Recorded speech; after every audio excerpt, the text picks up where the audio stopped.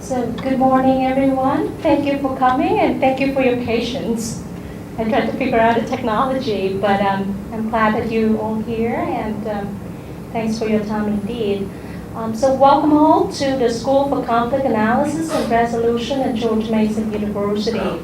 And I'm a student of conflict analysis and international studies, and I'm in charge of organizing events and dialogues related to U.S.-Asia relations. For the topic for today, it's going to be about Myanmar, not only about domestic politics, but also international relations.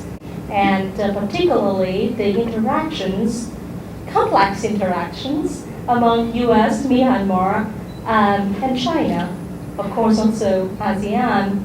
Our guest speakers for today is Lex Riefel from Brookings Institution and Alistair Cook from National University of Singapore, and he will be on Skype with us very soon after Lex's presentation.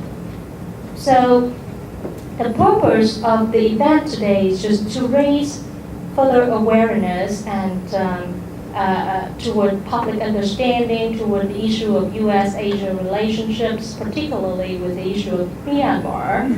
And also, it's very important for me to organize the event. I've been working here at ASCAR and also studying here at ASCAR for the past 2 years, and I realized that lots of students, university students, master's students, PhD students, are interested in the study of Southeast Asia, but not many can afford it. So it's very important to pull scholars here, particularly scholars that have been to Southeast Asia, and also initiate lots of work between U.S. and Southeast Asia, so they can come here and share insights, and we can video and we can share with the public. So it's very helpful for students and scholars that cannot afford going overseas to do research or to know about Southeast Asia, or from the U.S. to Southeast Asia. So that's the purpose. And so now I got to turn over to Lex and for his excellent presentation. Please. Thank you, Nina. It's a pleasure to be here. I have been asked to speak about U.S. policy toward Myanmar. I have prepared 6 slides, PowerPoint slides. They have 35 bullet points, and in the 10 minutes allowed to me, that means I have about 20 seconds for each bullet point. I will zip through this very quickly, because the most interesting part of this session, I hope for you, will be the Q&A session, and I'll try to do that quickly. I'll try to leave plenty of time for that. Now let's see, I'm supposed to go up here to get the slideshow, and then from the beginning. Slide. Yeah. Yes. Okay. Thanks. And let's see if this works. There. I don't want to spend any time telling you about where Burma is. India on the left, China on the right, Thailand. Okay, that's you know, I'm pretty sure. I want to talk briefly about pre-Obama relations with the United States. Burma became independent on 4 January 1948, having been devastated in Second World War. First of all, by the Japanese invasion, and then as the Allied forces pushed Japan out. It has suffered more damage to as much damage to its infrastructure as any of the countries in Asia, in the Pacific theater.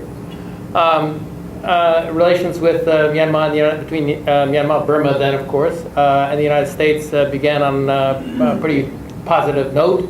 This was partly the Cold War context, and the highlight of the 1950s was when an American economist, Robert R. Nathan, was asked to draw Myanmar's first economic development plan. This is a plan that was delivered in 1953 in 2 volumes, 804 pages. It's a sort of fascinating document. This plan was at the heart of what the Myanmar people called the Pidota plan, which is Pidota is sort of like word equivalent more or less to prosperity or something like that.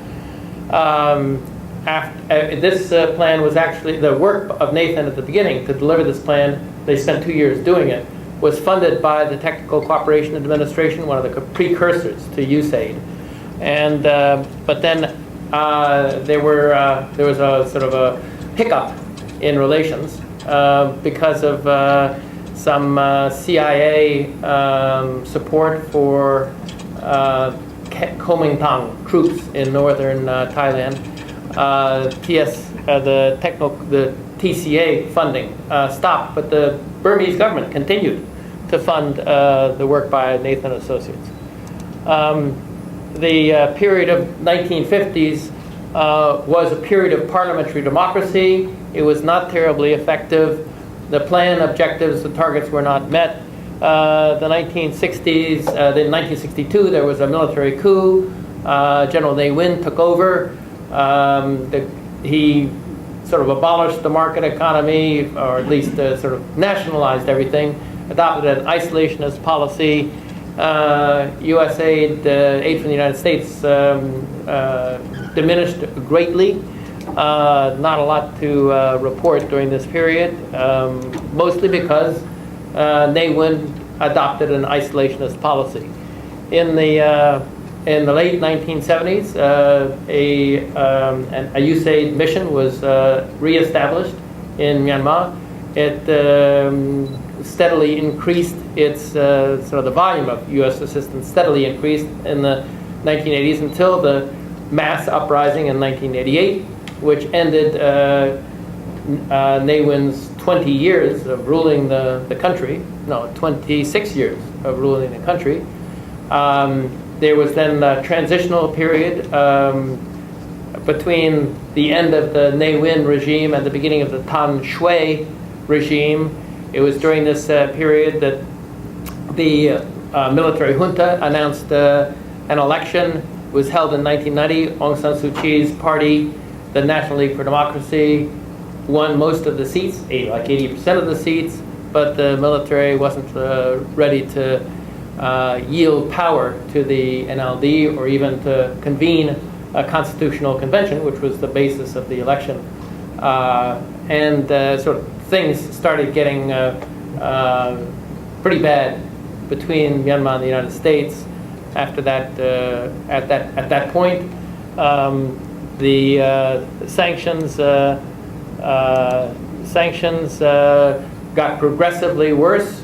There was an incident in which Aung San Suu Kyi, she'd been under house arrest for most of this time. There was an incident where she was almost killed in 2003. Sanctions ticked up. Then there was the Saffron Revolt in 2007. That prompted the Congress to pass the Jade Act. During the George Bush presidency, Secretary of State Condoleezza Rice described or included Burma as one of the outposts of tyranny. So that reflected the sort of the very antagonistic view, sort of a policy of regime change toward this country. And at the very end of the George Bush administration, he and Laura went to Thailand and visited the refugee camps, sort of to express support for the refugees and the democratic movement. Now, Obama elected in the end of 2008, sworn in January 2009.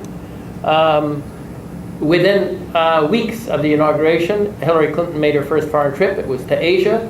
She included a stop in Jakarta for obvious reasons. She announced during this, I think it was in a press conference during this visit, that U.S. policy toward Burma would be reviewed. This was a very early signal that the U.S. policy would change. This was the first signal that U.S. policy toward Myanmar would be changing. It is interesting that it is significant and something to think about. Out of 535 members of the U.S. Congress, senators and representatives, there was only one who at that point and for several years before had been saying the sanctions policy of the United States is not working. This is your Virginia senator, who has just stepped down. Sanctions are not working. What we are doing is we are basically handing Myanmar over to the Chinese. We ought to have the kind of, we ought to go through the kind of normalization process that went through with Vietnam. He had a lot of experience with that because that's in the best interest of the United States in the long run. He went to Myanmar in 2009. I believe at the time he met with President Than Shwe and with Aung San Suu Kyi.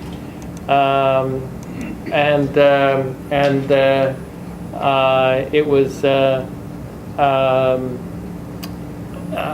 very sort of an important step in improving relations between the two. The review of the Obama administration was completed in September. The new rubric was pragmatic engagement, and that meant we maintained sanctions, but we also step up a positive engagement. Assistant Secretary of State Kurt Campbell, who was the sort of architect of this policy change, and I would say very effective and very successful in that role, made his first trip to Myanmar in November of 2009. Actually, it was not a very successful trip from a personal point of view, I think, and I don't think he went back. There seemed to be the chemistry wasn't great between him and his Myanmar counterparts. But and this, I should stress, was still when Than Shwe was in charge. Very interesting event. Professor Joe Stiglitz from Columbia University, Nobel Prize economist, had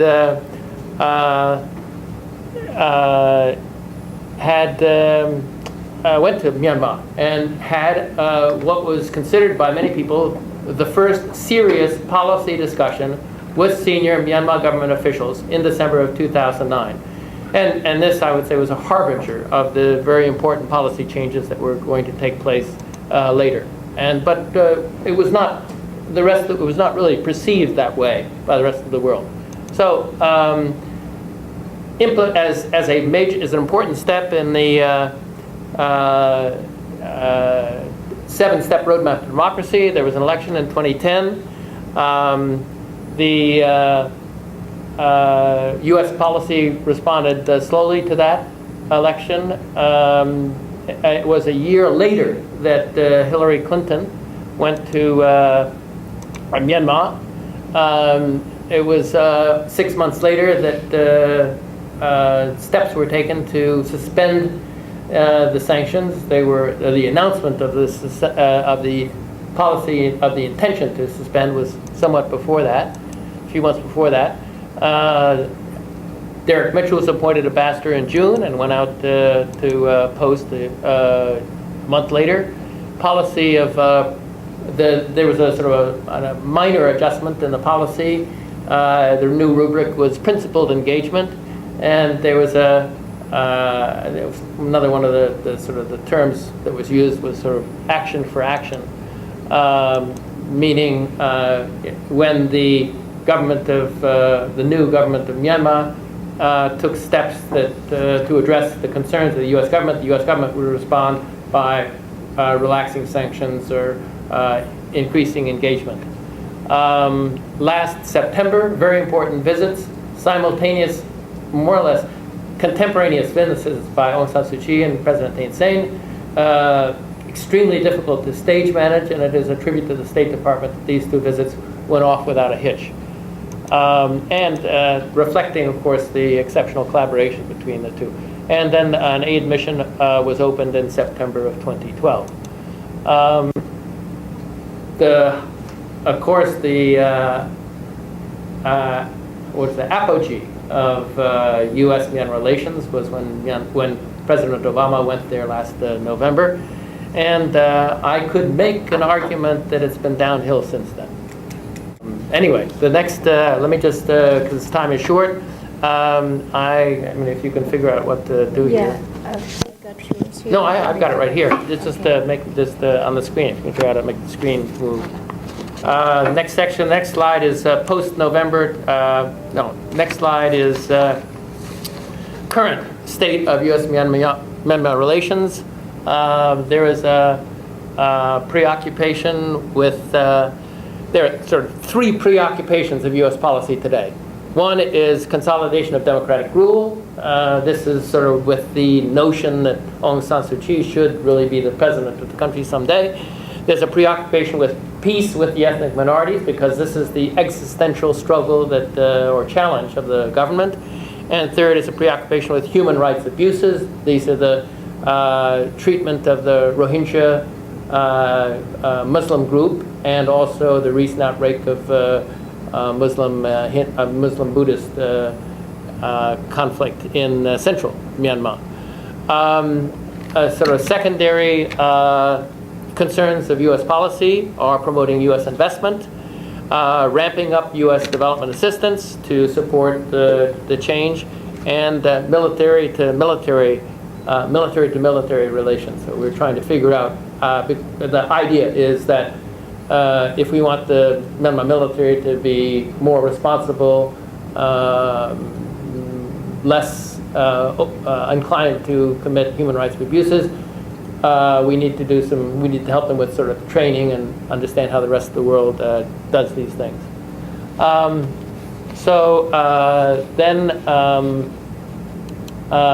Whoops. Next one. Yeah, okay.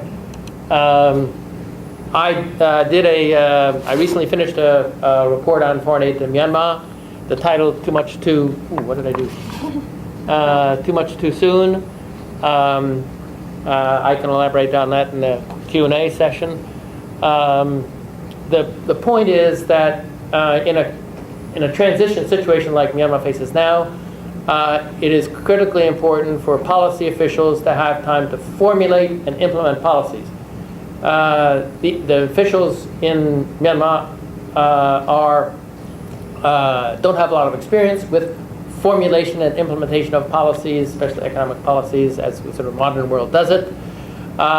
They need time to do it, to figure out, and their time is being preempted by visitors, not just foreign aid visitors, but foreign investors, the media, NGOs from all over the world. They all wanted to come to Myanmar, meet with Aung San Suu Kyi, meet President Thein Sein, and meet with the ministers and the DGs from all the departments, and it's a big mess. There is our report basically measured donor performance against the Paris Declaration on Aid Effectiveness that was adopted in 2005. We found, unfortunately, a lot of evidence that the aid donors are continuing practices that have contributed to aid ineffectiveness in the past. There was the first Development Cooperation Forum was held in January. I attended it. The donors agreed to something called the Neighbourhood Accord on aid effectiveness to improve their practices and make aid more effective. And we gave the government high marks for both of its development planning at a very early stage in this transition process, and also to its management and coordination of foreign aid. Finally,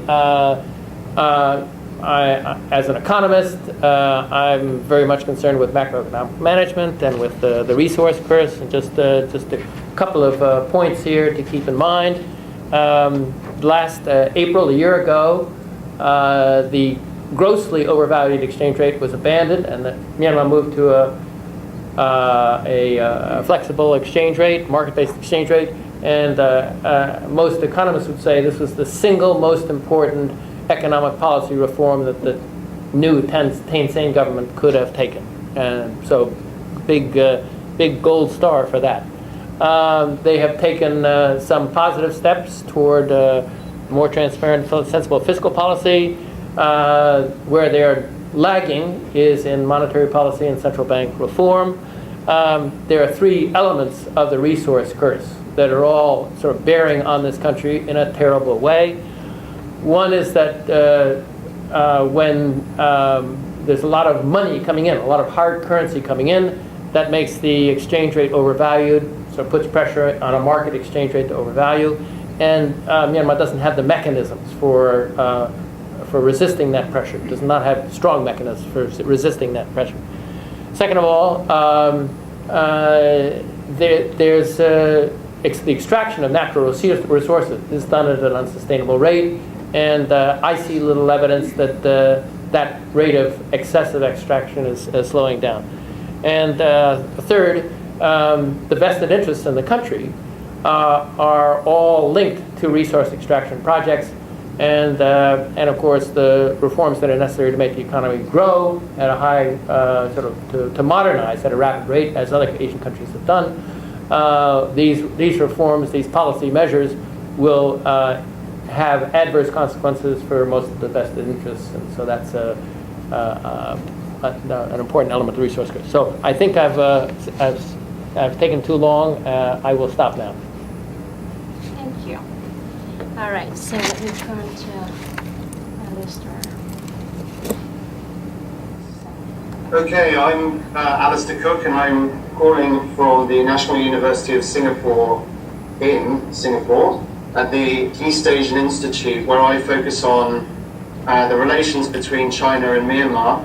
And today I'm going to spend the next 10 minutes sketching out the strategic diversity, essentially, of the relations between the two countries in what we call and refer to as the Asian century.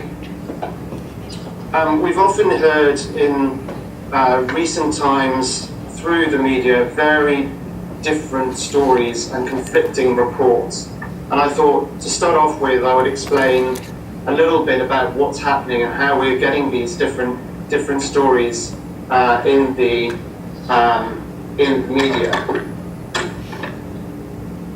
And so what we're hearing from some, indeed, one of Lex's colleagues at Brookings, as Myanmar's messy democracy turns to the West, Beijing debates stirring up ethnic tensions to rile the government and maintain its leverage. Or even as Jürgen Hacker said in 2006, Neighbourhood was essentially calculating about its relations with Washington, rather than it being anything to do with ASEAN's enhanced interactions with the military government. And indeed it was, according to him, the domestic political dynamics which were likely to be the crucial determinants of further developments. And furthermore, we hear from, indeed, the Malaysian Prime Minister saying that ASEAN has been instrumental in driving both economic growth and political development, and that there can be no clearer example than its relations with Myanmar. Slightly different. And then we've got Mang Zani. On the domestic front, ex-military officers and their active duty brethren retain complete monopoly over the entire change process, reform or not. And it is they, not collaborating dissidents or the developmental technocrats, who determine the reform's future, nature, scope, priorities, and so on.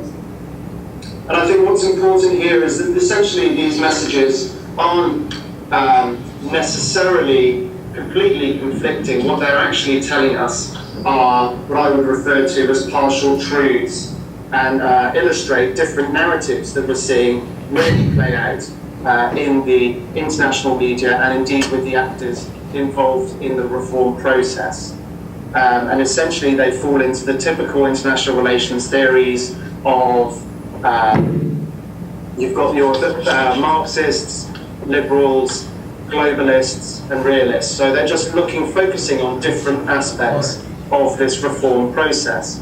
And so indeed when we're, as analysts, looking to try and understand what the change is happening in Myanmar and understand what these different relationships are, we need to have a multifocal lens. And what I mean by that is when we start to analyse these changes that are ongoing in the reform process in Myanmar, but also with its changing relations, not only with its neighbours, like China in this case, but also with Western countries as well.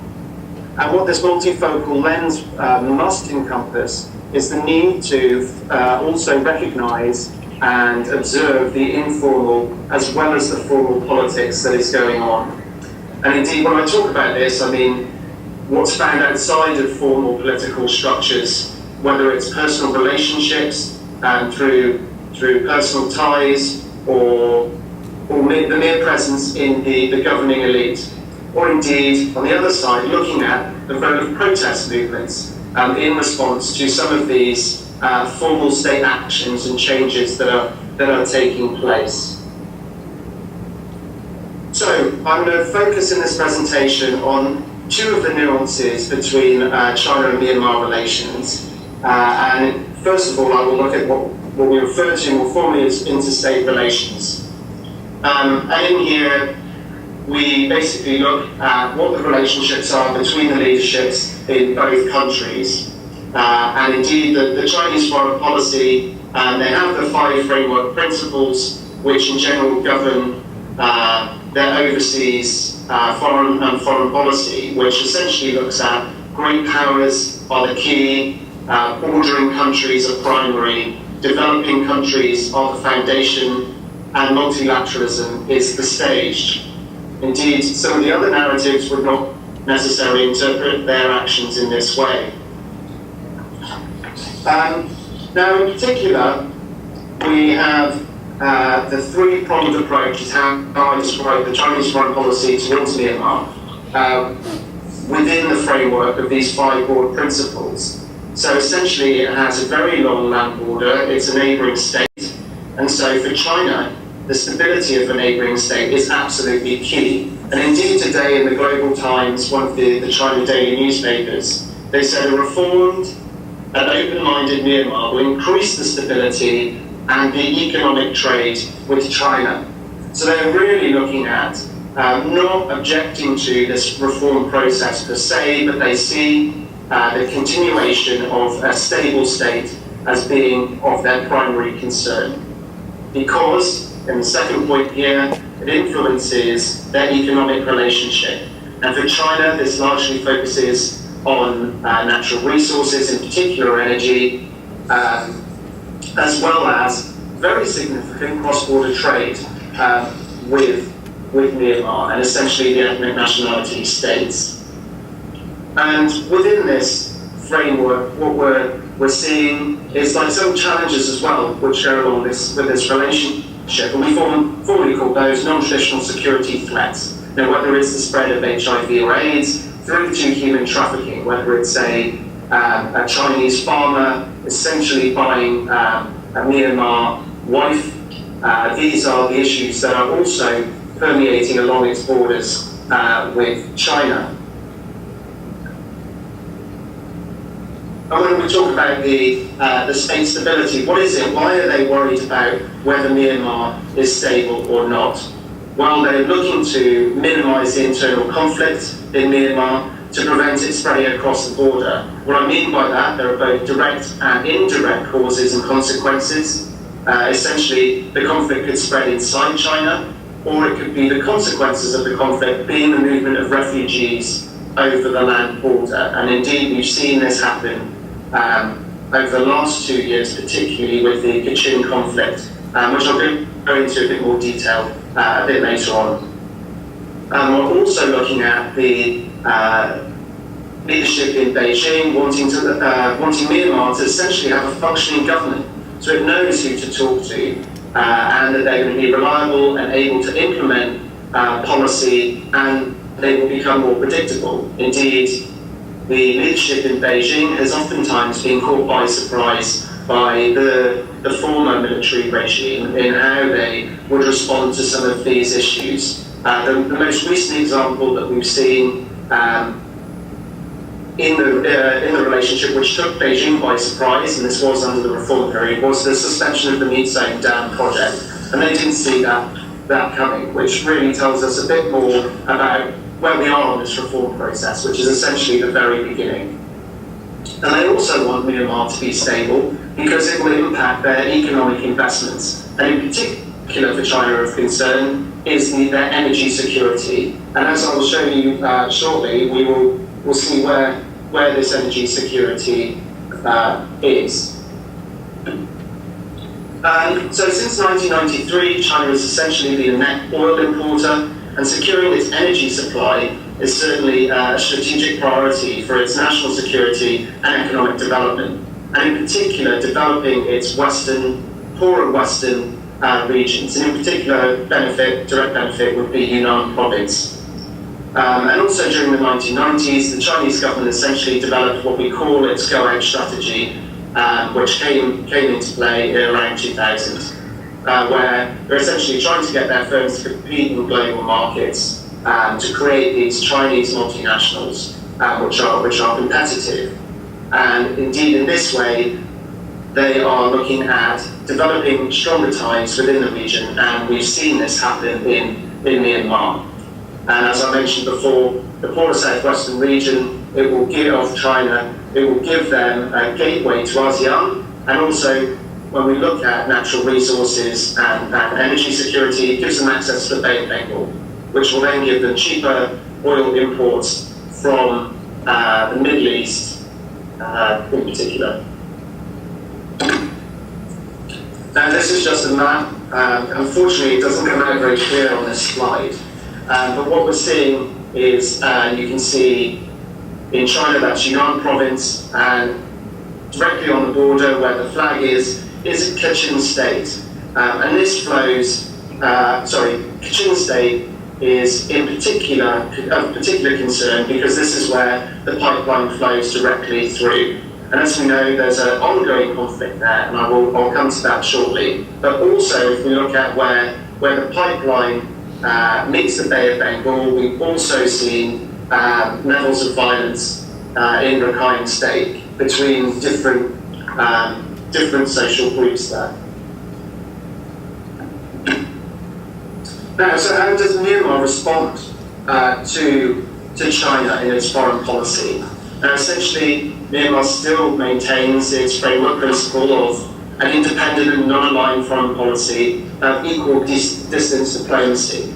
Now, certainly during the 2000s, it became heavily reliant on China, which caused it stress within its foreign policy making, because there was very little that they could do, and there was a general sense that they were the kitchen of China, as they say in Burmese, which is that they get the cheap and shoddy goods from China, which are essentially second rate.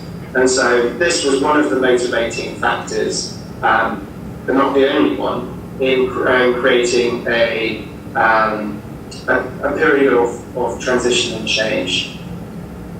Essentially what this policy wants to do is to ensure, through equal distance diplomacy, is that it doesn't have to overly rely on one particular country or another, in fact, but it sees it as a competition between them. And in particular, it is concerned with the involvement of neighbouring states with the ethnic nationalities, particularly when we look at some of the ones on the Thai border, or indeed the Bangladeshi border, and also China. Now, I want to spend just a little bit of time now talking about what we're seeing along the Chinese border in Kachin State. I recently got back from Kachin State, and I managed to talk to quite a number of local officials in Machina, the state capital. And it's essentially a very complex situation. And here, this map is actually quite good, thanks to the Economist. And here, this is where Kachin State is. And we've got the meat zone down in there, but also, as you saw from the earlier map, we have the pipeline going through it. Now, what is different about Kachin State? Well, it's largely Christian. Obviously, these are estimates, and they're majority Baptist as well. There are 6 major groups there, but they're all unified under the Kachin umbrella. Also in the state, but more around the border, southern border areas, you'll see Shan and St. Bamar, essentially Burmese, but this is the phrase they use now, who are also Buddhists. But as I've noted on the slide there, it's mostly in the southeast of the state. In the north, they also have Tibetans, but also of interest in this particular conflict is that the Kachin themselves spread across this border from India in the northeast states over to Yunnan province in China, which is of particular note when we're looking at these dynamics.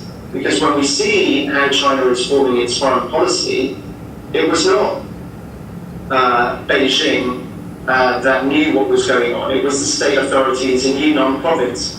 So when the conflict broke out, the Meat Zone Dam project was suspended.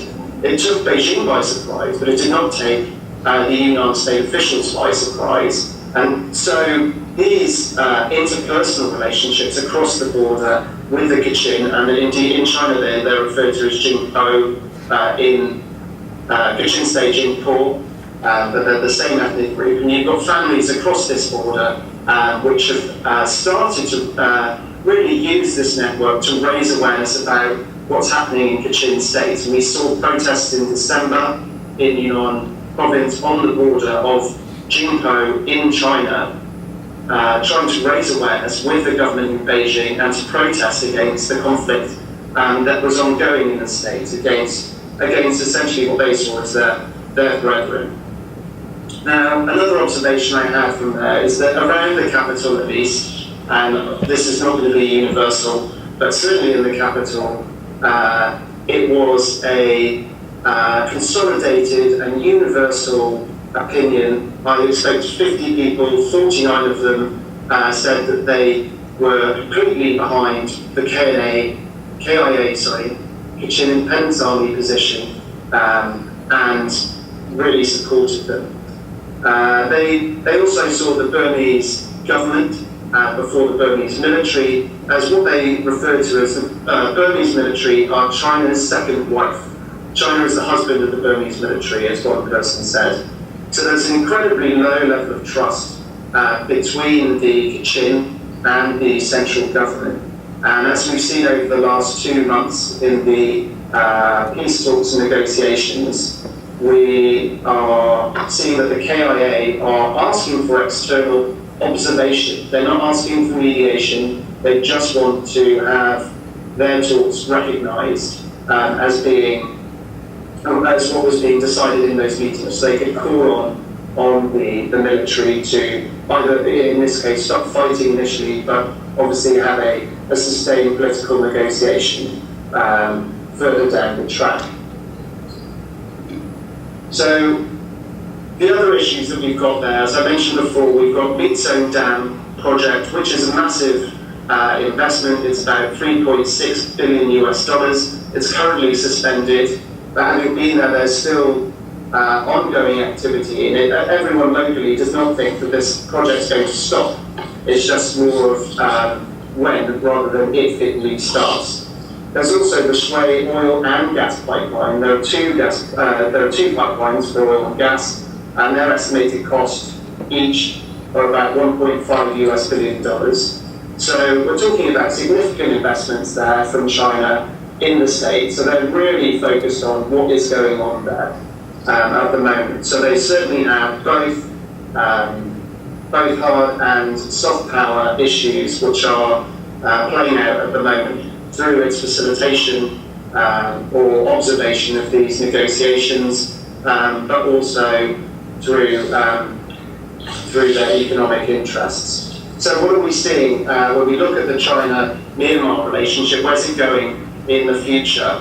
Well, it's going to be essentially Myanmar's most significant relationship, but certainly as it's opening up to the West, it will raise the playing field. So the negotiations and deals that are cut between both the Burmese and the Chinese will be focused, will make for a better deal for those in Myanmar than they've had up until now. So I guess in conclusion, one of the 3 points I would just like to say here is that we've got these international media reports, but they're essentially largely incomplete, as I said, partial truths. So we've really got to look at these informal relationships, whether it is the Jingpo in China and the Kachin in Myanmar. And we also essentially now really need to be looking at the interests of the stakeholders within Myanmar. So whether it is the US government, the Chinese government, whether it is social bonds, whether there are competing interests and factions within the military, we can no longer look at the military as a unitary actor. We also have to look in the same way at the different branches of government, and indeed also the NLD and the opposition. So when we're looking at this situation, I would also say that the Chinese interests appear to be converging, exercising greater power in Myanmar, and they're doing so in a very, very calculated way. But they do see that this process is in their interests, and it will indeed shore up their relationship with Myanmar. However, while this is all happening at a rhetorical level, if you look at the local community concerns, we're not seeing that these changes in relationships are trickling down in any sort of meaningful way. And in particular with the Kachin situation, there is a very, very low level of trust. I mean, it's near zero of what they have in both the intentions of the Chinese government, but also in what the Myanmar central government has, in what they're both interested in the Kachin conflict. And the Kachin feel it is not the Kachin people, it is the economic interests that essentially rule the day in this conflict. And so with that, I would like to conclude my presentation, and hopefully I'll be able to take questions from you, and maybe even hear you at some point. Okay, thank you very much. So first of all, if you could identify areas, it's with U.S. and Myanmar relations.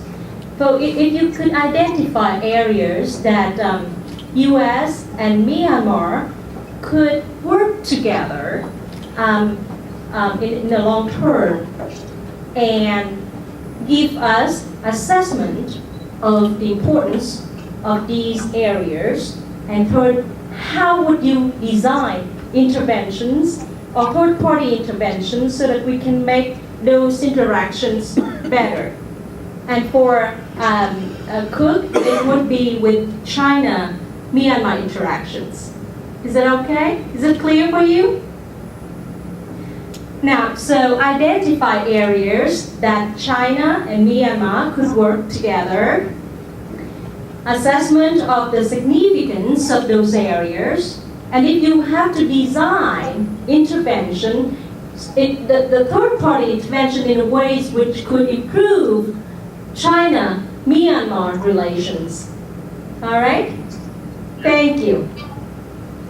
If I may start, it may surprise some of you to know that I've been saying for 4 years since I started focusing on Myanmar that there is absolutely nothing that Myanmar needs from the United States that it cannot get from Asia. The world has changed. 40 years ago, when I was a student of economic development, countries around the world sort of needed the United States. But look what has happened in Asia in the last 40 years. I would say there's not a single area of activity that is lacking in Asia. And for example, just take the agriculture sector. Does it make sense to send American farmers to Myanmar to tell them how to improve agricultural production? I would say no.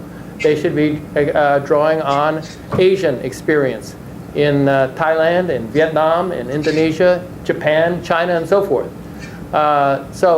But you've asked for 2 areas where I think there could be useful engagement by the United States. The 2 areas that I would single out are, first of all, education, and second of all, resource extraction. Education is basically simple. In our report on aid, we've said as we look at all the possible activities that the United States could engage in, we only see one in which there's almost no possibility of doing any harm. And that's bringing Myanmar people to the United States for education, any kind of education. We see absolutely no harm in that, only benefit. By contrast, almost anything else that the United States would do inside Myanmar has an element, a potential element of harm as well as benefit. I don't want to take more time. I'm not an education expert. I don't think it's useful for me to say sort of how I would implement this and how to improve education and so forth. But the other topic, resource extraction, is much more complicated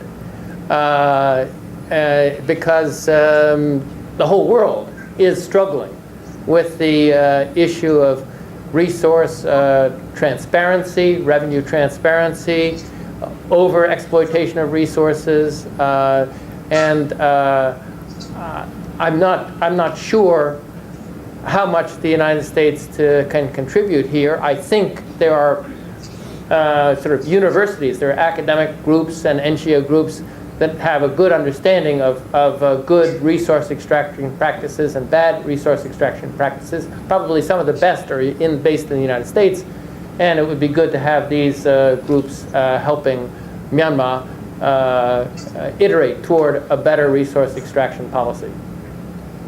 Thank you.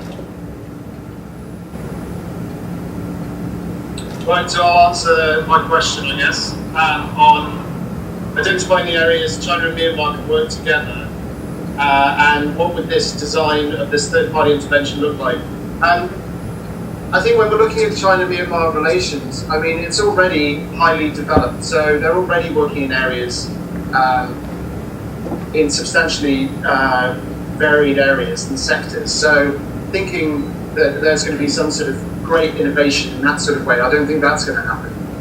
What we are seeing, though, with the Chinese relationship, which I think is highly interesting and demonstrating their soft power, is their involvement in the current peace processes, and in particular the one that we're seeing between the Kachin and the central government. Indeed, last week, the Chinese local sources say were very reluctant to have either the US or the EU involved. And essentially that's because it's on their border and they don't want either of those entities sticking their nose around the border area, which for them is very sensitive.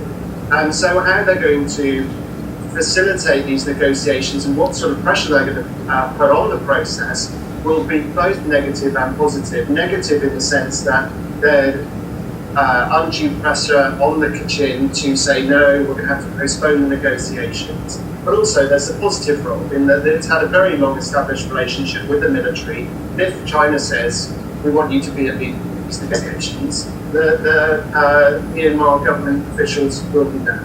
So they're coordinating, facilitating power in that sense is very great, but it can obviously be both positive and negative. Now, otherwise, I think what we're seeing with the China-Myanmar relationship is that it is going through a period of change, and that whether they're state-owned enterprises or majority of them are state-owned enterprises, which are in the extractive sector, how they're responding now to the needs of the local populations. And what we saw with the suspension of the Meadzone Dam was that all of a sudden they started on a listening exercise.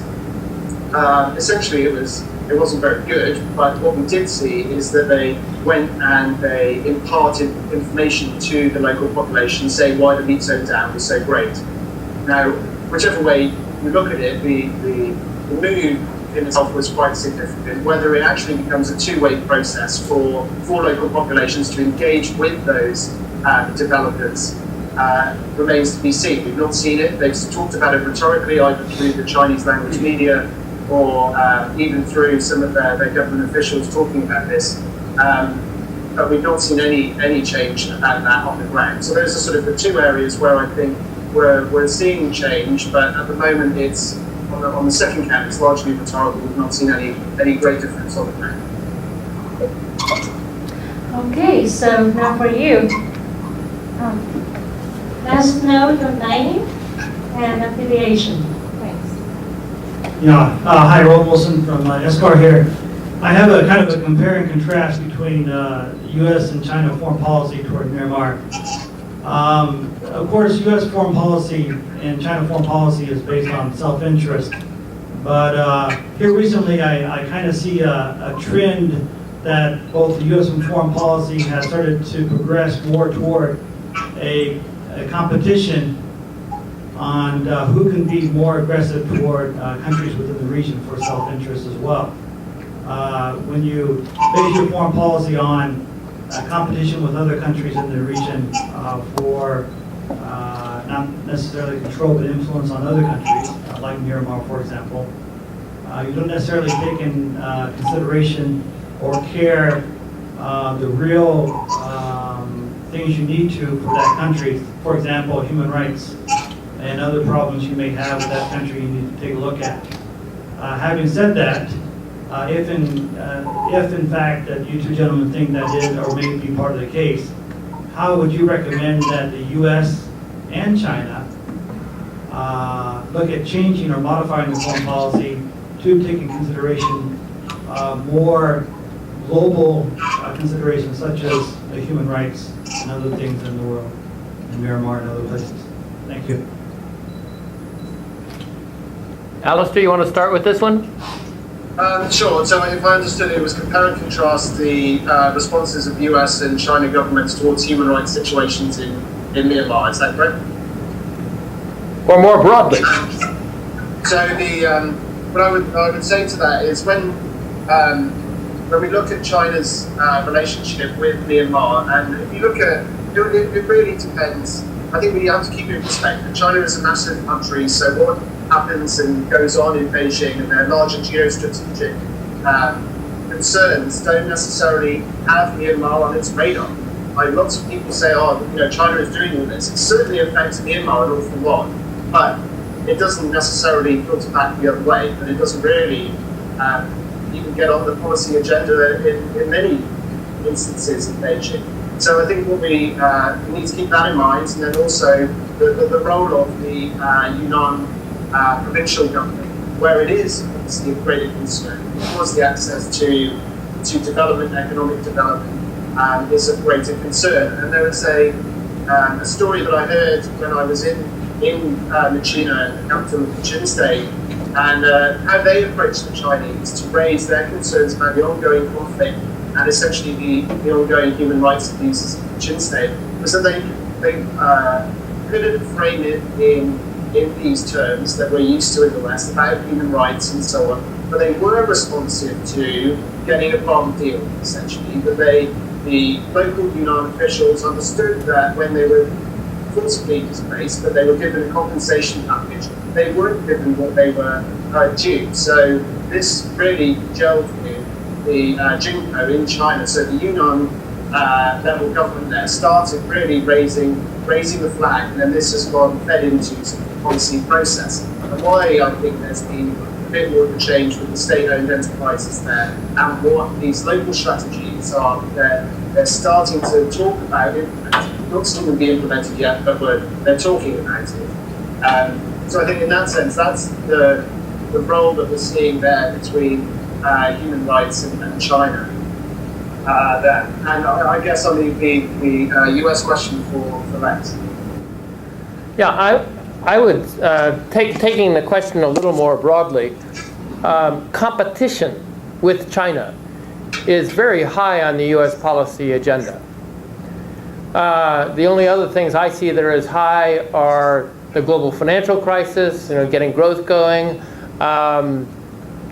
peace in the Middle East, and terrorism. The competition with China is way up there. And it's the long term. It's a long-term policy issue. I absolutely believe the Obama administration does not seek competition with China. It seeks cooperation with China. It wants to be a partner with China. And I see a lot that the Obama administration is doing to sort of make that relationship less and sort of more cooperative than competitive. The problem is that within the United States, you have elements of our elements within the United States that fear China, that want to work to make China like the United States. They want China to have elections and be democratic and have the same attitude, the same sort of values that we have, and those elements are well represented in the U.S. Congress, and so this sort of competitive spirit is part of the U.S. Relationship with China. But I would stress again, this is not the Obama administration policy as I understand it, and I don't see anything that the U.S. Government is trying to do to sort of play to be competitive in Myanmar. To me, What the Obama administration is trying to do is to bring stability. Same thing that China wants: stability and progress. So it's a good trading partner. It's it's like the other ASEAN countries. It has relations with China, has relations with the United States. The reason why I pose that question is that the foreign policy competition is not necessarily directed at the country of competition with. It's directed at the other countries that they're competing for. So you don't necessarily see it right in front of your nose sometimes. And as far as the reason why the human rights violations or human rights issues, when you brought up earlier, the gentleman in Singapore brought about the soft security problems China was worried about with the trafficking of women for wives in China. China has ignored that problem for many, many years. So the farmers could have wives, whether it be the North Korean refugees along the border, or the women come from Myanmar or Thailand or the other countries in the region. So they may say that may be a problem, but they ignore that on purpose so they can have those women for wives or for sale for other purposes as well. So foreign policy isn't necessarily for the goodness of the relations between two countries. It's for individual state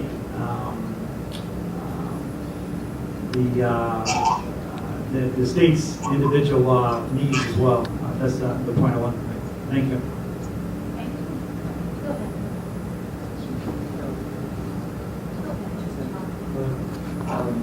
Thank you for your wonderful presentation.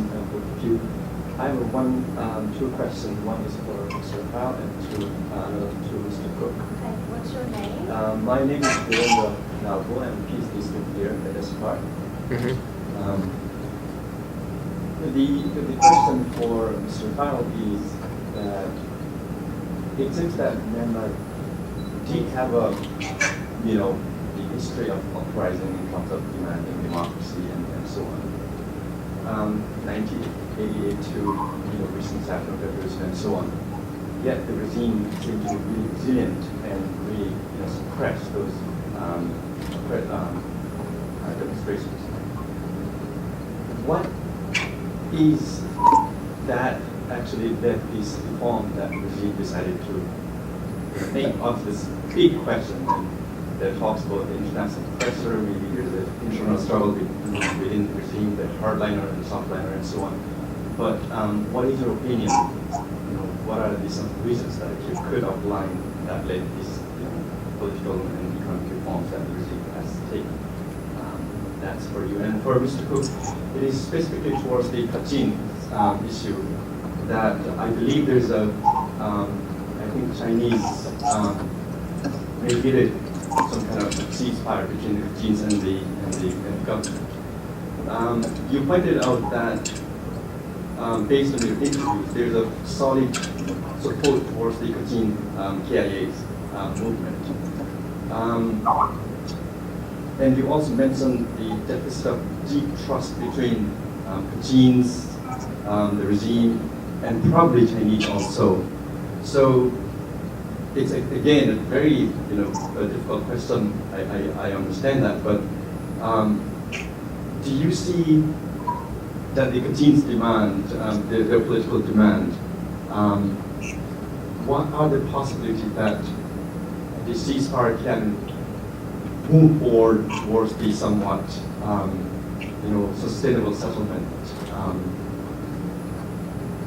between Kachins and the state, and including Chinese role in this conflict? Thank you. Okay, I think the question was, sorry, there's just some interference from you. I think the question was the Chin's demand for a political settlement. What is the role for China? Is it likely that they're going to get what they're asking for? Is what I understood from your question. If there's more, then if someone can type it for me, that'd be great. What we're seeing now, this is the very, very beginning, preliminary stages of the ceasefire negotiations. So everyone is starting out from a very low level capacity, number one, about how to make decisions and create policy. Like sure, as we've heard constantly, part of their their position is to have a return to the Panmure Agreement and have another national conference in this regard.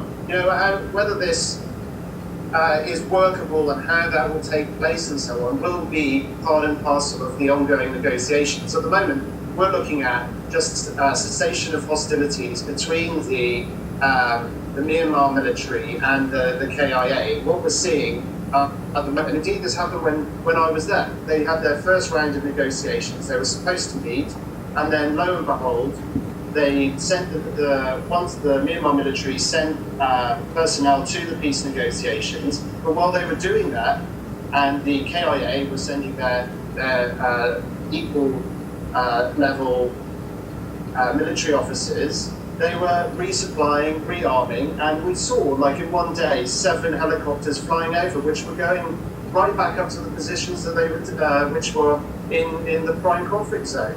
So I think that it's not only trust, it's also about this, we really have to get to round step 1 first, which is the cessation of hostilities. And they're not very close to that as it stands at the moment.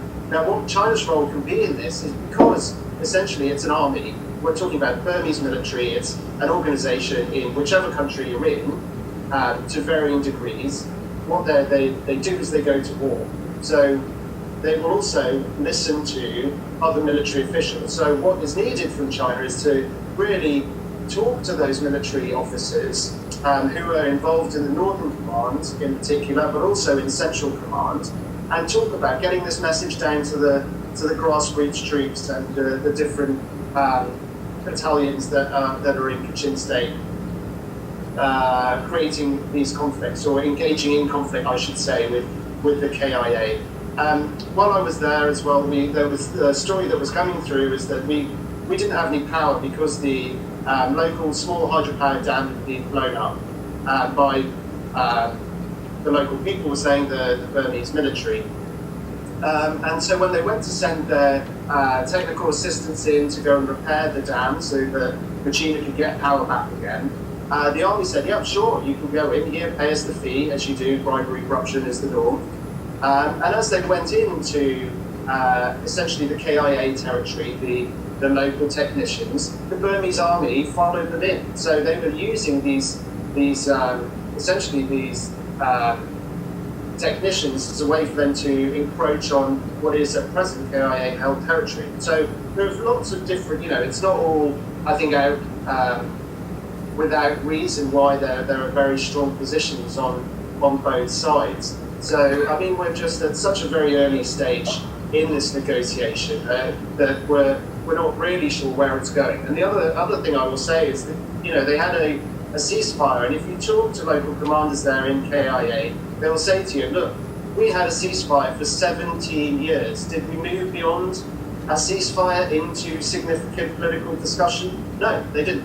They said, look, we've been there, done that. While all these other ethnic nationalities, KNU, etc., are signing on to ceasefires, we know we've been there for 17 years without any progress on what they classify as significant political progress in the negotiations. So until these sorts of barriers are reached, then we're really looking at a very precarious scenario, and I haven't seen any indication at the moment that that's going to change anytime soon. If I may try to, on your first question, in the academic community, in the scholarly community, this is sort of question number 1. And scholars will be debating answers for generations to come. A piece was written that I just read in the last week that sort of summed up the current thinking with 3 words that I thought were very apt. It was fear, shame, and pride. And the fear, so that the